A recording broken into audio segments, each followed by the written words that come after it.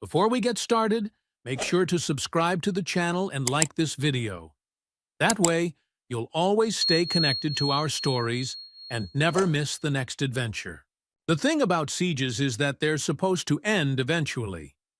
Either the people inside starve, or the people outside get bored and go home, or someone does something clever with a wooden horse.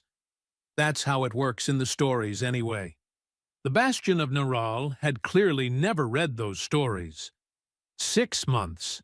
6 entire months of humanity's finest military minds throwing themselves, quite literally, at walls that refused to have the common decency to crack. The fortress sat on Harmayon 6 like a massive middle finger to the concept of military progress, its neutronium alloy walls gleaming under the planet's twin suns, its energy shields humming with the kind of confidence that comes from never, not once in 800 years, being breached. 800 years. That's older than some human countries, older than the sandwich, definitely older than the idea that maybe, just maybe, building an impregnable fortress was asking for trouble.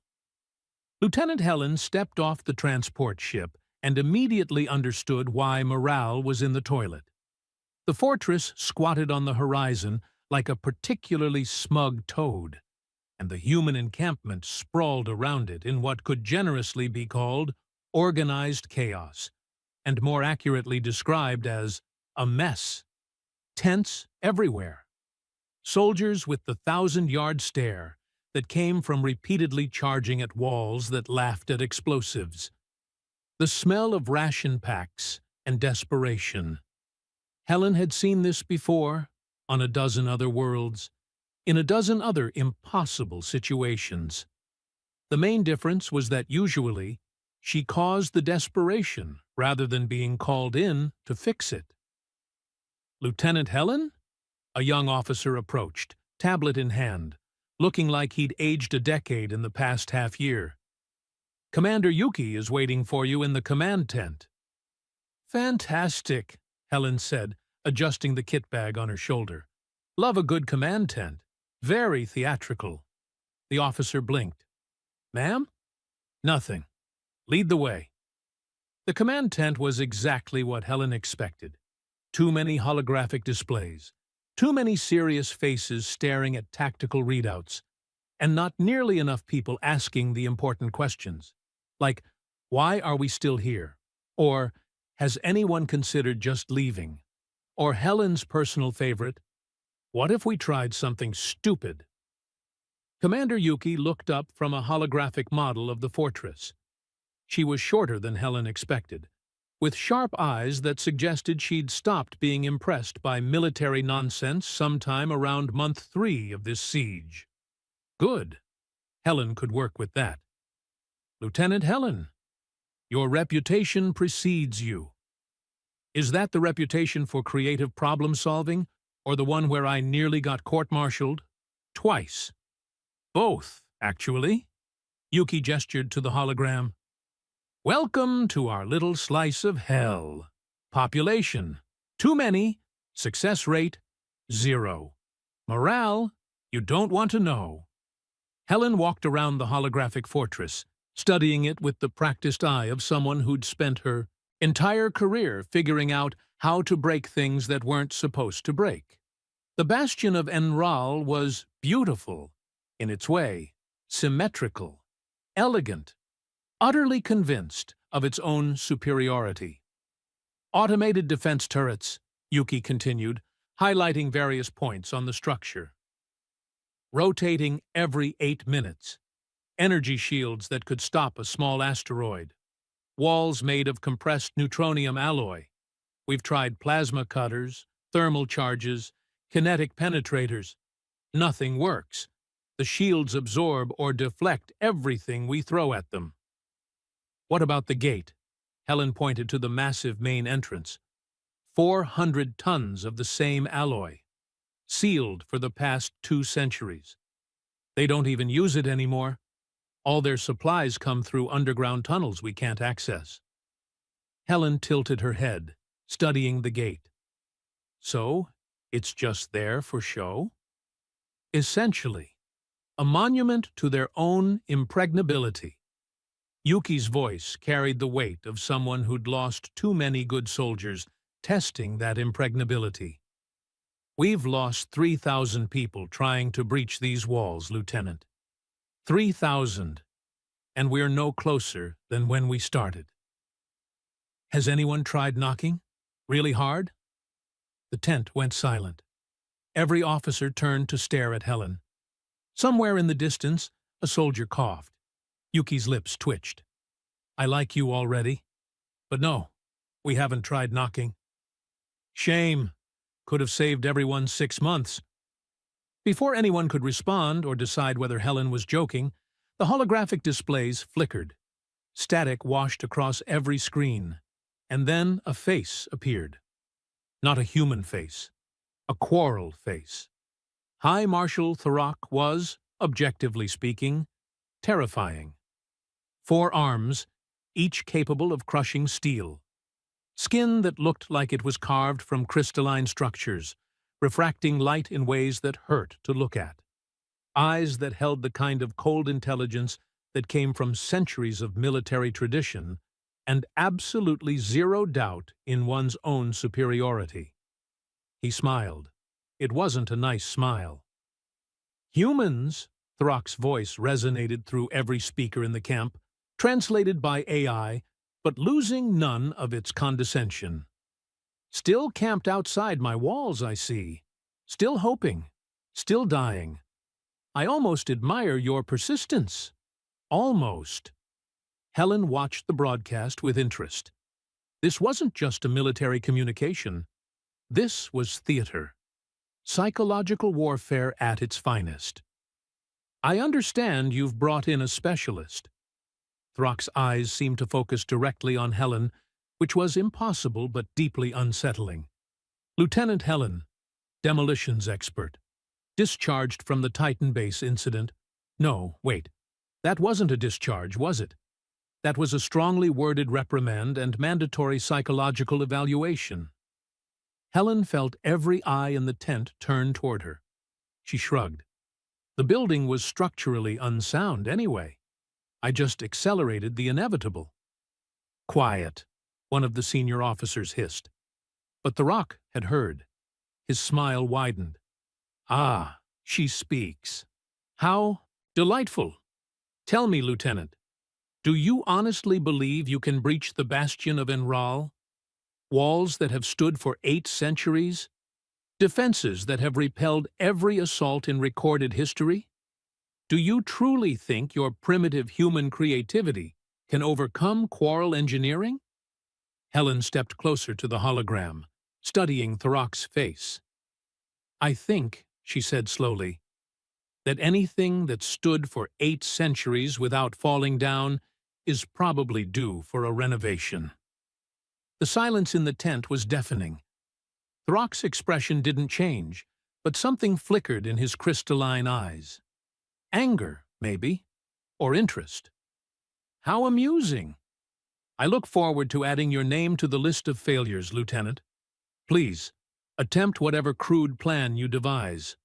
My walls have withstood plasma bombardment, kinetic strikes, and even that adorable incident where you tried to tunnel underneath. Yes, we knew about that. The bastion of Enral is impregnable. You will never breach this gate. The transmission cut out. Well, Helen said into the silence, he seems nice. That's the 3rd broadcast this week, Yuki said quietly. He's trying to break us psychologically before we even attempt another assault. It's working, too. One of the other officers, a grizzled colonel who looked like he'd been carved from granite and disappointment, gestured at the hologram. Half the troops think he's right, that we're wasting our time and lives on an impossible objective. Helen walked back to the holographic fortress, her mind already racing through possibilities, angles, weaknesses. The gate. 400 tons. Sealed for 2 centuries. Ceremonial. When was the last time they opened that gate? She asked. Yuki pulled up a data file. 218 years ago, according to Quarrel historical records, there was some kind of ceremonial procession. Since then, they've used the underground supply tunnels exclusively. But they maintain it? We assume so. It's part of their cultural heritage. The Quarrel are obsessed with tradition, symmetry, historical preservation. So they'd never replace parts of it, Helen interrupted, her voice distant, thoughtful. Even if those parts were wearing out. Because that would be disrespectful to the original structure. Theoretically, yes, but I need access to any captured Quarrel. Prisoners, defectors, anyone who's worked in that fortress. The Granite Colonel shook his head. We have exactly one prisoner. Low-level engineer named Lixmar. He's been interrogated extensively. Hasn't given us anything useful. That's because you've been asking the wrong questions. Helen turned to face the assembled officers, and for the first time since arriving, she smiled. It was not a reassuring smile. It was the smile of someone who just figured out how to blow up something that wasn't supposed to blow up. I need 3 days. Don't launch any assaults. Don't provoke them. Just let me work. 3 days? To do what? The colonel demanded. Research. Research. Lieutenant, we've been researching that fortress for 6 months. You've been researching how to break through it, Helen corrected. I'm going to research how to break it. There's a difference. Yuki studied her for a long moment, then nodded. 3 days. But if the rock broadcasts again and calls you out specifically, I'm not stopping the other officers from tossing you in the brig for your own protection. Fair enough. As the meeting dissolved and officers returned to their various duties, which mostly involved looking tired and defeated, Yuki pulled Helen aside. The Titan base incident, she said quietly. What really happened? Helen considered lying, then decided against it. They built a munitions storage facility on a geological fault line. I pointed this out, repeatedly. They ignored me, so I made sure the building came down in a controlled demolition rather than waiting for it to collapse on its own and kill everyone inside. Without authorization. Without authorization, Helen agreed, but nobody died. And I was right about the fault line. It shifted 3 weeks later, exactly where I said it would. Yuki laughed, short and sharp. You're either brilliant or insane. I've been told it's possible to be both. Good, because if you're not both, we're all wasted our time bringing you here. Yuki started to walk away, then paused. Helen, that thing you said to Tharak about the fortress being due for renovation? Yeah? He's going to take that personally. The Quarrel don't appreciate humor at the expense of their military achievements. Good, Helen said. Angry people make mistakes. She left the command tent and stood in the fading light of Harmion VI's twin suns, staring at the bastion of Neural. Somewhere in that massive structure, Tharak was probably planning elaborate ways to humiliate the human forces. Somewhere in the prisoner compound, an engineer named Lixmar was sitting in a cell, thinking he'd already told his captors everything. And somewhere in Helen's mind, a plan was beginning to form. Not a good plan, necessarily. Not even a sensible plan, but a plan that just might work, because it was based on a simple principle that had served her well throughout her entire career. Everything breaks eventually.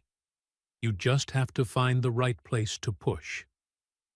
She smiled at the fortress, at its smug walls and confident shields, and that massive, ceremonial, utterly useless gate. You'll never breach this gate, she murmured, echoing Thrak's words. Then, louder. We'll see about that. The thing about military prisons is that they're designed to keep people in, not to facilitate pleasant conversation. The holding facility where they kept Lixmar was a prefabricated unit that looked like someone had ordered depression in bulk and decided to make it architectural. Helen walked in carrying 2 cups of what the camp optimistically called coffee, and what she privately suspected was industrial solvent with delusions of grandeur. Lixmar looked up from his cot. He was smaller than Thrak, with smoother crystalline skin that refracted light in softer patterns. 2 arms instead of 4. Probably a lower caste, Helen thought, which meant he'd actually worked with his hands rather than just ordering people around. More questions? Lixmar's translator rendered his voice with a resigned quality that suggested he'd been through this routine too many times. I have already told your interrogators everything. The fortress layout, the shift rotations, the supply tunnel codes that have certainly been changed by now. What more do you want? I want to know about garbage. Helen set 1 cup on the small table and took a sip from the other. It was exactly as awful as expected. Lixmar's crystalline features arranged themselves into what might have been confusion. Garbage? Waste disposal. Trash. Where does it go? How often do you remove it? Who handles it? This is an unusual line of questioning. I'm an unusual person. Helen sat down across from him. Look, I'm not here to interrogate you. Your people have already told me you're a low-level engineer. You fixed things, maintained systems, kept the fortress running. That's actually more useful than anything a high-ranking officer would know. How so? Because officers know strategy and tactics. Engineers know where the pipes leak. Helen leaned back. So, garbage, waste disposal. Tell me about the unsexy parts of fortress maintenance. Lixmar studied her for a long moment, then made a sound that the translator interpreted as a laugh. You humans are strange. Very well. Waste is processed through underground filtration systems and expelled through vents on the north side of the fortress. The vents are too small for infiltration, if that is what you are thinking. Not thinking about the vents. What about shift changes? When do people eat, sleep? How does the routine work? Why does this matter? Humor me. For the next 2 hours, Helen asked questions that would have put any normal interrogator to sleep. She asked about meal schedules and maintenance protocols. She asked about ceremonial duties and who cleaned what. She asked about the fortress's history, its traditions, its sacred spaces. And Lixmar, perhaps out of boredom, or perhaps because Helen was the first human who'd treated him like a person rather than a data source, answered. The main gate, Helen said casually, as if she hadn't been steering the conversation toward this exact topic. It's been sealed for over 2 centuries, right? 218 years. Yes, it is a monument now. Sacred. But you still maintain it? Of course. It would be dishonorable to let such an important structure fall into disrepair. So you clean it? Polish it? Yes. Every month a ceremony is held. The gate is cleaned, blessed, inspected. Lixmar's voice carried a note of pride. I was part of that duty rotation. It is considered an honor. Helen's heart rate picked up, but she kept her voice level. Inspected how? Visual inspection only. We check for corrosion, structural integrity, any signs of wear. But you don't replace anything. Replace? Lixmar sounded horrified. The gate is original construction, 800 years old. Every rivet, every hinge, every plate of alloy is from the founding of the bastion. To replace any part would be to destroy its historical significance. There it was. Helen fought to keep the excitement off her face. Even the hinges? She asked. 800-year-old hinges holding up 400 tons? Especially the hinges. They were forged by master builder Thrain himself. They are, what is your word? Irreplaceable. Helen took another sip of terrible coffee to hide her expression. 800-year-old hinges. Original construction. Sacred and untouchable. Also known as 800 years of metal fatigue, stress, and microscopic structural degradation that no amount of cleaning could fix. Tell me about coral culture, Helen said, changing the subject smoothly. The rock mentioned that you value symmetry, tradition. What else? We value honor above all else, Lixmar said. Strategy, proper procedure, the correct way of doing things. We do not improvise, we do not adapt unnecessarily. We follow the patterns established by our ancestors because they were proven effective. What happens when something unexpected occurs? We respond according to protocol. And if there's no protocol? Lixmar paused. That does not happen often. But when it does, we convene councils, discuss the proper response, establish new protocols based on historical precedent. So you're saying, Helen said slowly, that if someone did something completely unpredictable, something without historical precedent, your people would be paralyzed trying to figure out the correct response? I would not say paralyzed. We would simply need time to determine the appropriate action. Helen smiled. That's what paralyzed means. Over the next 3 days, Helen became a fixture at the holding facility. She brought Lixmar better food, actual coffee, and most importantly, treated him with respect. They talked about engineering, about the differences between human and quarrel approaches to problem-solving, about the siege itself. You will not win, Lixmar said on the 3rd day, though his tone suggested he was simply stating a fact rather than gloating. The fortress cannot be breached. The rock is correct about this. Maybe, Helen said. But here's the thing about humans, Lixmar. We're not bound by what's correct or proper or traditional. When we see a problem, we don't look for the historically appropriate solution. We look for whatever works. That sounds chaotic. It is. Drives people like Throck absolutely crazy. Helen stood up. Thanks for the conversations. You've been more helpful than you know. I have told you nothing that would breach the fortress. I know. Helen paused at the door. Question. If I told you I was going to try something that might end this siege without massive casualties on either side, would you want that? Lixmar was quiet for a long moment. I am Quarrel. We value honor and strength in combat. That's not what I asked. No, Lixmar admitted. It is not. He met her eyes. Yes, I would want that. War is glorious in songs and stories.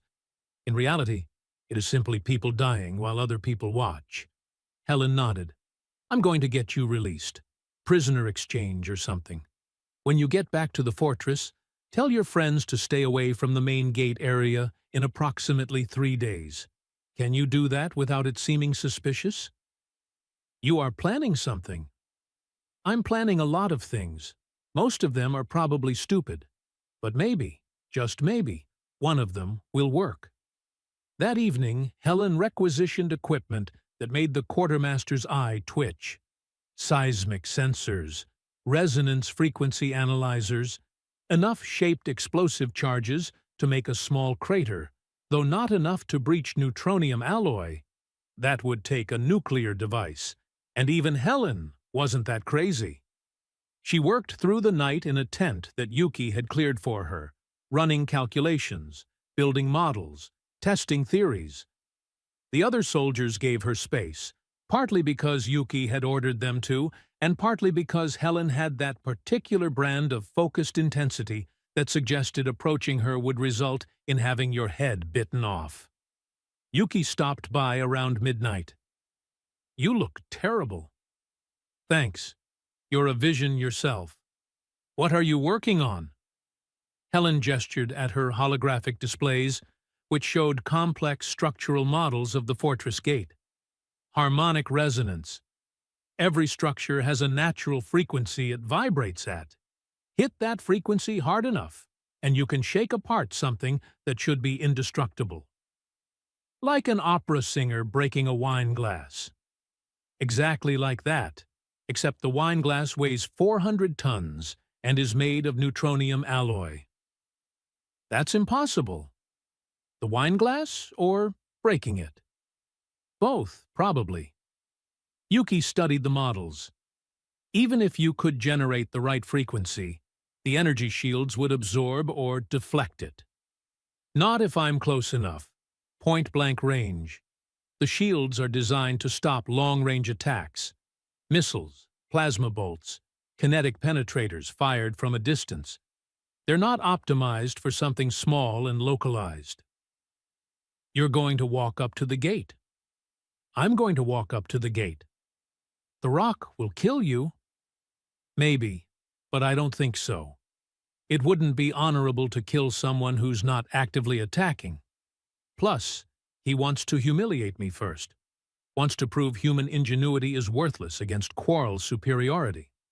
Yuki sat down heavily. This is insane. Yep.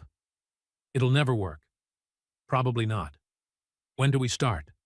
Helen looked up, surprised. We? You think I'm letting you have all the fun? Besides, someone needs to coordinate the actual assault once you, if you, breach the gate. Yuki's expression was grim, but determined. 6 months, I've been watching good soldiers die against those walls. If there's even a chance this works, I'm taking it. Fair enough. Helen pulled up another holographic display. Here's the plan. Or rather, here's the plan that Throck is going to see. She showed Yuki the requisition orders she'd already submitted. Equipment for building a massive kinetic battering ram. Pile drivers from the mining colonies, mobile platforms, enough hardware to construct something that looked like it had been designed by someone who'd watched too many ancient siege warfare documentaries. That's the decoy, Yuki said immediately. That's the decoy. The Rock is monitoring everything. We know he has intelligence sources in our camp. He'll see us building this ridiculous battering ram, and he'll laugh. He'll reinforce the gate, position his forces to defend against it, and feel very clever about anticipating our crude human tactics. While you do what, exactly? Helen pulled up schematics for a different device. Something small, elegant, and precisely calculated. While I plant charges designed to vibrate at the exact resonance frequency to shatter 800-year-old hinges that have never been replaced, because doing so would be culturally unthinkable. Yuki stared at the design. That's either brilliant or the stupidest thing I've ever seen. Again with the both thing. There's a problem, though. You said Throck has intelligence sources. What if he finds out about the real plan? He won't, because only 2 people know about it. Helen met Yuki's eyes. You and me. Everyone else thinks we're actually building that battering ram. They'll put genuine effort into it, make it look real, because they'll think it's our actual strategy. You're lying to our own people. I'm protecting them. If there's a leak and Throck finds out, I want him finding out about the wrong plan. Yuki was quiet for a moment, then laughed quietly. You really were almost court-martialed twice, weren't you? Almost. Key word. One more question. Even if this works, even if you shatter the hinges and the gate falls, you know Throck won't surrender. This won't end the siege. It'll just escalate it. Helen's expression grew serious. I know. That's why the plan has a second part. But I'm not ready to talk about that yet. The next morning, Helen submitted requisition orders that made the entire camp buzz with activity. Soldiers who'd been listless for months suddenly had purpose. Engineers started welding together platforms. Heavy equipment operators moved pile drivers into position. And from his fortress, Throck watched. Helen could feel his eyes on her as she supervised construction of the battering ram. Could imagine his smug satisfaction at seeing humans resort to such primitive tactics. She smiled and waved at the fortress. Walls. Let him watch. Let him feel superior. Let him prepare all his defenses for the wrong attack. Because in 3 days, she was going to walk up to that gate and do something that 800 years of military history said was impossible. She was going to kick it off its hinges. The battering ram was, objectively speaking, magnificent in its absurdity. 30 meters long, mounted on 6 mobile platforms, bristling with kinetic pile drivers that had been liberated from mining operations across 3 systems. It looked like something a medieval army would build if they'd had access to fusion reactors and a complete disregard for subtlety. Helen stood back and admired it with the pride of someone who'd built something deliberately ridiculous and somehow made it look convincing. "It's beautiful," Yuki said, standing beside her, in a "this will never work" sort of way. "It's not supposed to work. It's supposed to look like it might work if we were very lucky and Throck was very stupid." "He's not stupid." "No," Helen agreed. "But he is arrogant. There's a difference." The past 2 days had been a masterclass in misdirection. Every soldier in the camp believed they were building humanity's last desperate attempt to breach the fortress. They welded with genuine effort. They calibrated the pile drivers with real precision. They ran drills on how to position the ram for maximum impact. Helen made sure Throck could see all of it.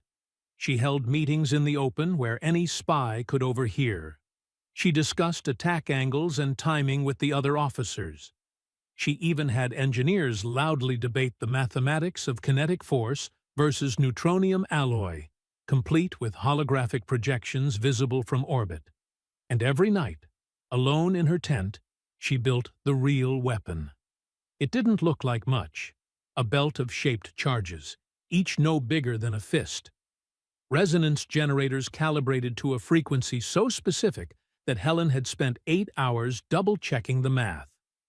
The whole apparatus could fit in a backpack and weighed less than 20 kilograms. 800 years of metallurgical stress, concentrated in hinges that had never been replaced because tradition was more important than practicality. Helen had run the calculations 16 times. The hinges would shatter. The gate would fall. Probably. Maybe. There was a non-zero chance this would work, and in Helen's experience, non-zero was basically a guarantee. "When are you going to tell the others?" Yuki asked quietly. "I'm not." "Helen, listen. If this works, they'll forgive me for lying. If it doesn't work, they'll never know I lied in the first place because I'll be dead, and the battering ram will be their backup plan." Helen turned to face her. "Besides, the fewer people who know, the safer everyone is. You keep saying that, but I think you just don't trust anyone." "I trust you. That's one person. It's one more than I trusted yesterday."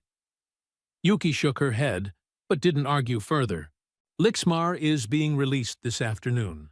Prisoner exchange. We're trading him for 2 of our reconnaissance pilots." "Good. Did you tell him what I asked?"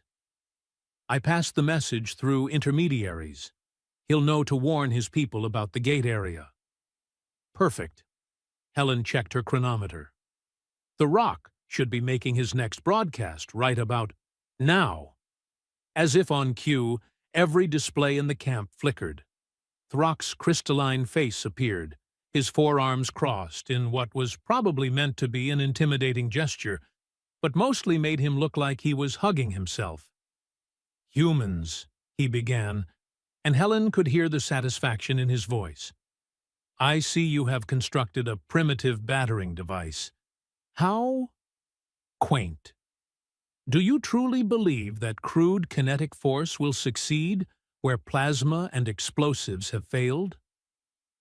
Helen had positioned herself where she knew the camp's external cameras would catch her. She looked directly at the nearest one, directly at Throck, and smiled. "It's not about the battering ram," she said clearly. "It's about sending a message." Throck's expression shifted slightly. Confusion? Interest? And what message would that be? Helen reached into her pocket and pulled out a small data pad. She'd spent an hour drawing on it the previous night. With exaggerated care, she held it up to the camera. It was a stick figure, her, presumably, with one leg extended toward a rectangle labeled Gate. Little motion lines suggested the stick figure was kicking. At the bottom, in careful block letters, "Coming soon." The silence stretched across the camp. Somewhere, a soldier coughed nervously. Throck's crystalline features arranged themselves into an expression of absolute outrage. You dare to mock the bastion of Neural with children's drawings?" "I mean, I'm not a great artist," Helen admitted, "but I thought the message was pretty clear." "You insolent, primitive—" Throck's translators seemed to struggle with the string of what were probably very creative choral insults. "I will enjoy watching your ridiculous battering ram shatter against my gate. And then I will enjoy watching you realize that all your clever human ingenuity amounts to nothing against 800 years of choral superiority." "Looking forward to it," Helen said pleasantly. The transmission cut out with a violence that suggested Throck had punched the communications console. Every human in the camp turned to stare at Helen.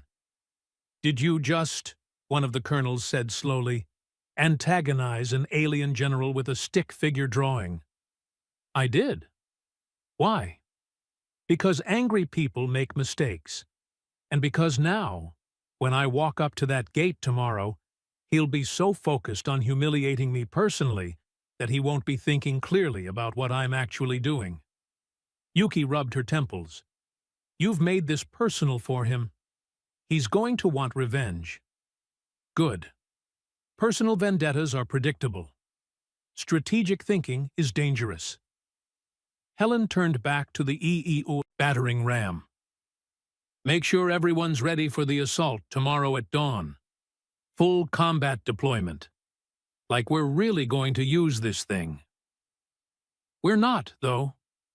"No, but Throck doesn't know that." That night, Helen didn't sleep. She sat in her tent, checking and rechecking her equipment. The belt of charges fit comfortably around her waist, hidden under her combat jacket. The resonance generators were calibrated.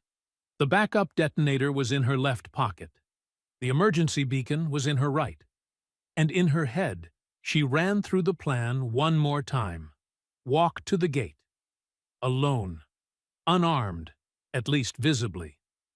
Throck would see her coming.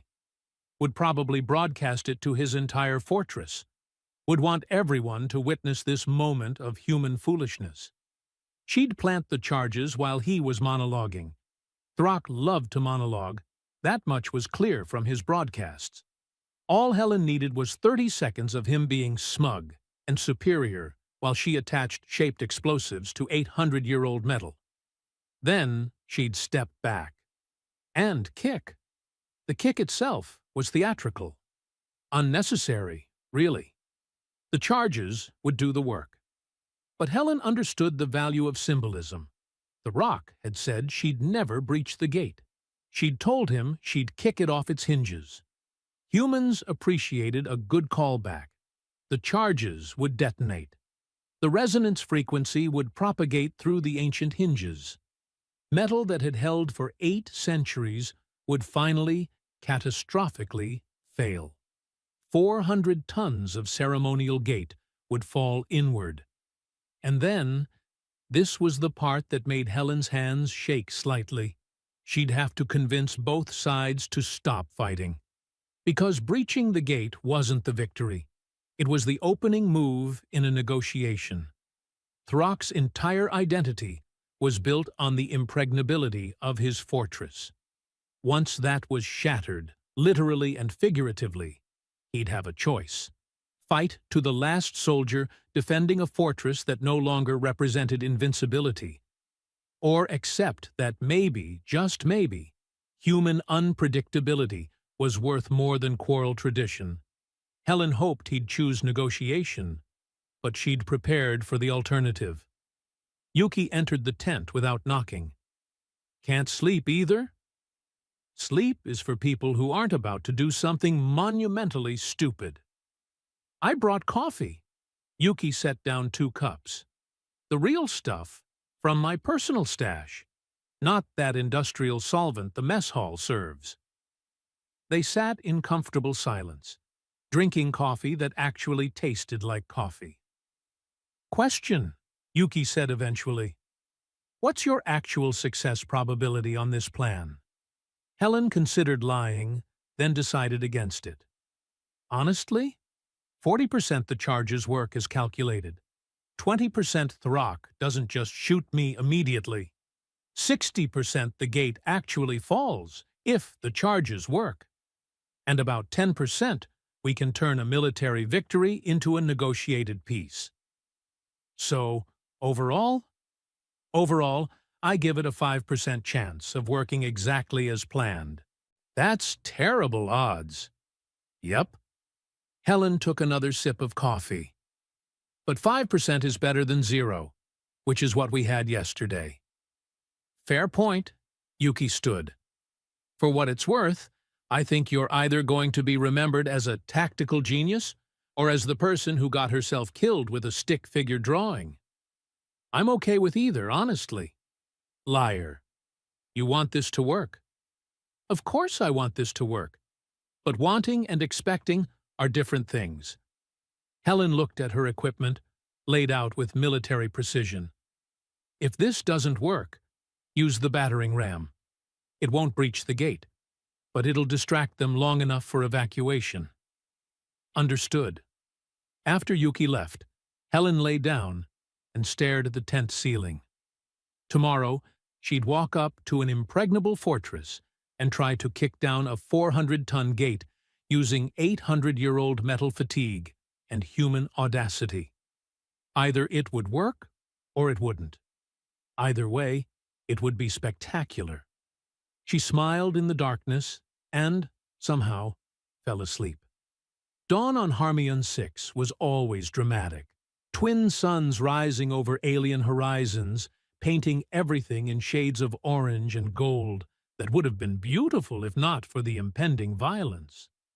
Helen stood at the edge of the human encampment, watching the bastion of Neural glow in the morning light.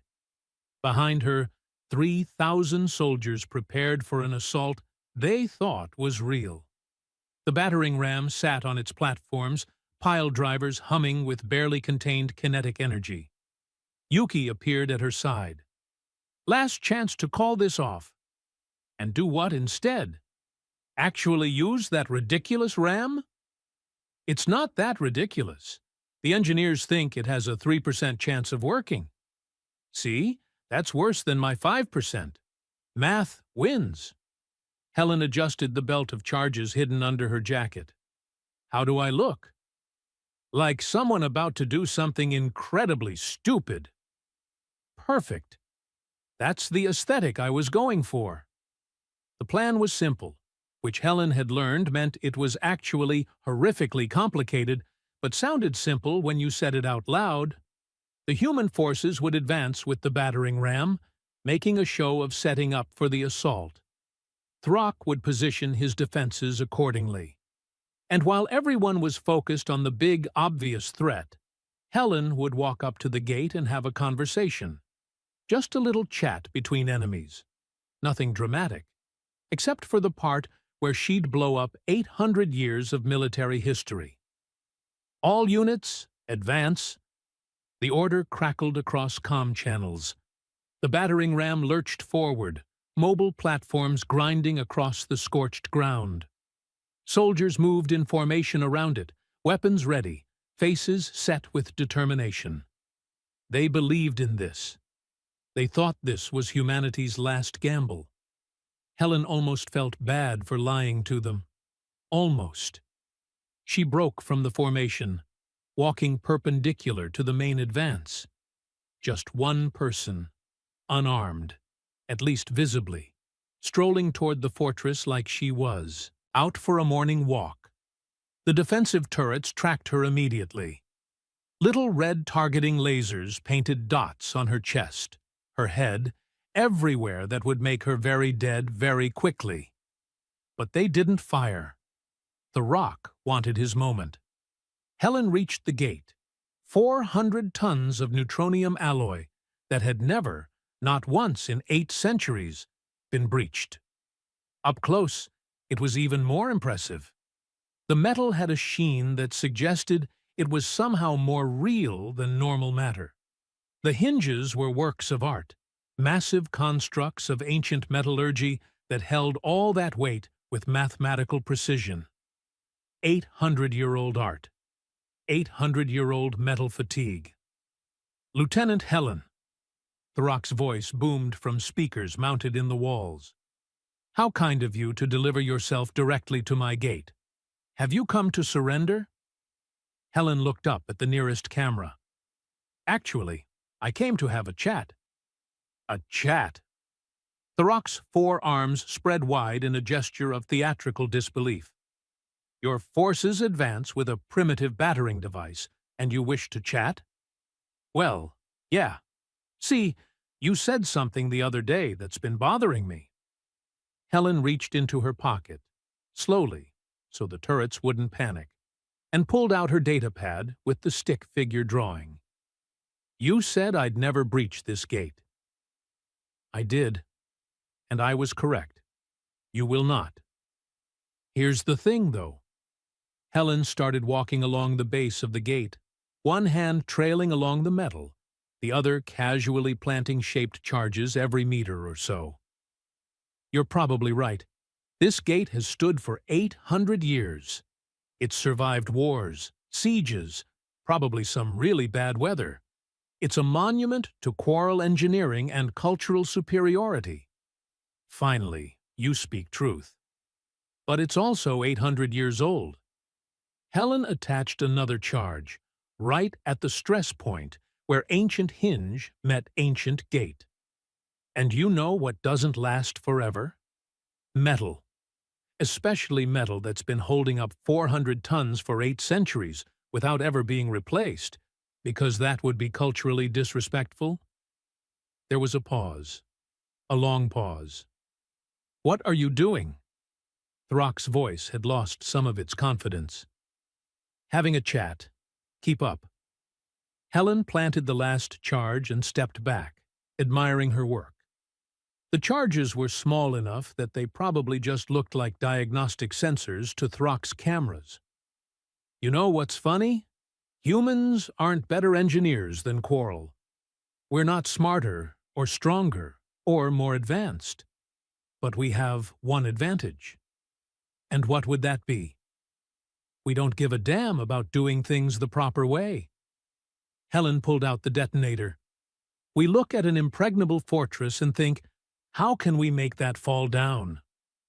We look at 800-year-old hinges and think, I bet those are getting tired. We look at impossible problems and try stupid solutions because why not? You cannot breach this gate with whatever primitive device you have planted. The neutronium alloy? Oh, I'm not trying to breach the alloy. I'm trying to shatter the hinges. Helen smiled at the camera. Remember what you said? You said I'd never breach this gate. Well, technically, I'm not breaching it. I'm just going to kick it off its hinges. That is impossible. The gate weighs 400 tons, I know, but weight doesn't matter if the hinges fail. Helen held up the detonator. These charges are calibrated to vibrate at the exact resonance frequency of 800-year-old metal under continuous stress, like an opera singer breaking a wine glass, except the wine glass is your cultural monument and the opera singer is human ingenuity. You are insane. I get that a lot. Helen triggered the detonator. The explosion was tiny, barely noticeable. Little puffs of smoke and sound that wouldn't have scratched the paint on a regular door, let alone breached neutronium alloy. Throck laughed. It echoed across the battlefield, booming and confident. Is that all? Is that your grand plan? Lieutenant, you have... The resonance began. It started as a low hum, so deep it was more felt than heard. The charges hadn't breached the gate. They'd started it vibrating. Harmonics propagated through the metal, waves of energy that found every stress point, every microscopic crack, every point where 800 years of continuous load had degraded the molecular structure. The hinges began to sing, a high, keening note that grew louder and louder. "No," Throck said. "No, that's not. That's impossible." The first hinge cracked with a sound like a gunshot. The second followed half a second later. 800 years of accumulated stress released all at once. 400 tons of ceremonial gate tilted, groaned, and fell. Inward. The crash was apocalyptic. Dust billowed into the sky. The ground shook. Somewhere in the fortress, alarms started screaming. Helen stood in the settling dust, looking at the fallen gate, and allowed herself a moment of profound satisfaction. Then she activated her comm. "All units, cease fire! I repeat, cease fire!" "What?" The confused response came from multiple officers simultaneously. "Do not advance! Hold position!" Helen walked through the massive gap where the gate had been, into the fortress itself. Quarrel soldiers stared at her in absolute shock. "Commander Yuki, I need an open broadcast to both forces. Now." "Helen? What are you?" "Trust me, please." A moment later, Yuki's voice. "You're live." Helen took a breath. "High Marshal Throck, I just breached your impregnable fortress. I kicked your gate off its hinges. 800 years of history gone in about 5 seconds. She could see Throck now, standing on a command platform, his crystalline features frozen in an expression of absolute disbelief. "I could advance right now," Helen continued. "My forces could pour through this gap. We'd fight room to room, corridor to corridor. A lot of your people would die. A lot of my people would die. And for what? So we can say we won?" She spread her arms. "Or, and hear me out here, we could acknowledge that I just proved something important. There's no such thing as impregnable. There's no fortress that can't fall, no defense that can't be breached, no problem that can't be solved if you're creative enough." Throck found his voice.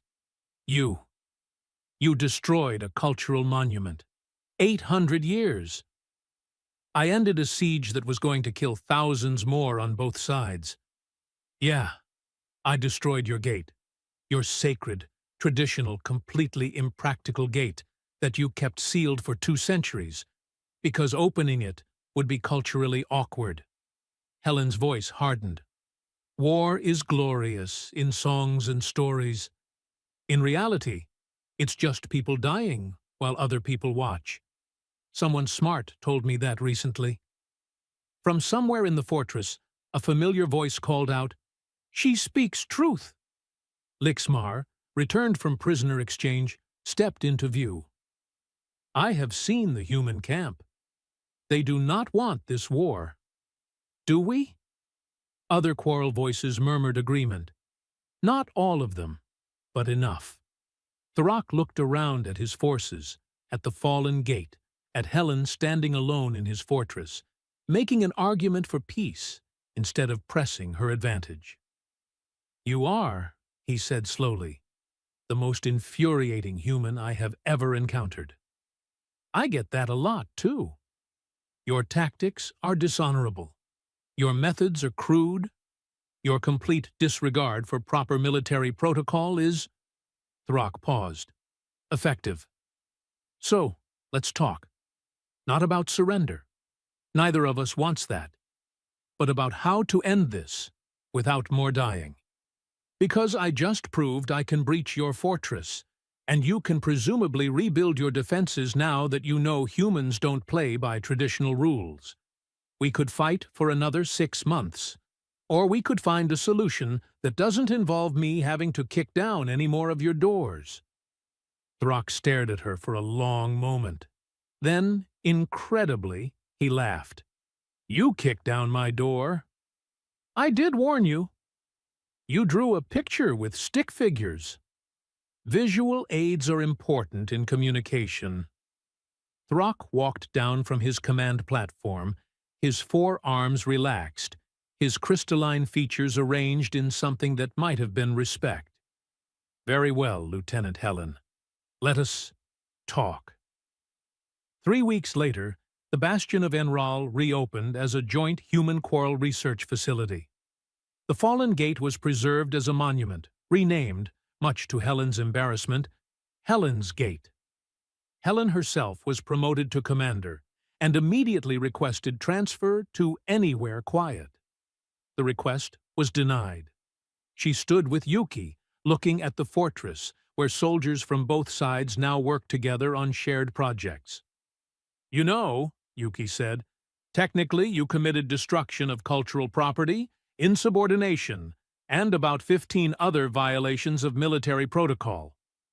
Technically, I ended a 6-month siege with 0 additional casualties. Also true. Yuki smiled. How does it feel to be a legend? Mostly annoying. People keep asking me to autograph stick figure drawings. That's what you get for being dramatic. Helen looked at the gate, her gate, apparently, and thought about 800-year-old hinges and metal fatigue and the glorious stupidity of human ingenuity. Worth it, she said. And it was.